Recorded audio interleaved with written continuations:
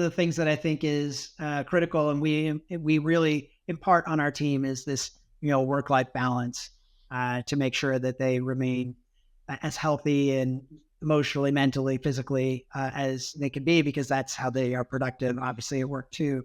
And the timing on this is interesting. That recording this podcast, I started studying Choi Li Foot Kung Fu when I started Shadowbox.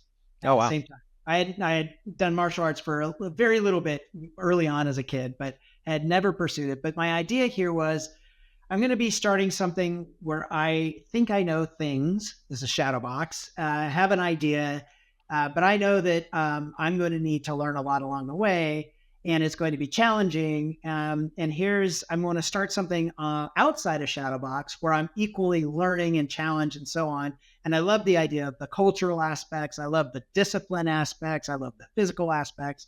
And so along the way, do this. And your point exactly, I just yesterday completed my second-degree Brown test. Oh, congrats. And did so after a back injury a year or so ago that had delayed this for a long time. And throughout the sort of the rehabilitation and growth and everything, and almost relearning I had a coach, I had an instructor that would take the time to say, what you're doing has this positive, this negative, and what I need you to do to really understand and learn this is to try it this way.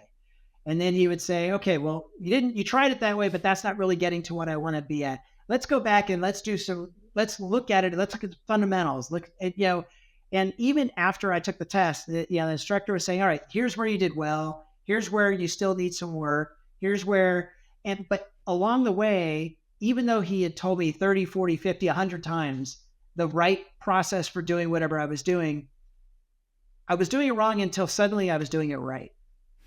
And so I'm reflecting on what you said about that and how coaches can really be effective in supporting and persevering through enabling who they are coaching, whether it's a business coach or a sports coach, right? To enable the person to actually do to learn to do the right thing or how to do it the right way, versus just constantly you're not doing it right.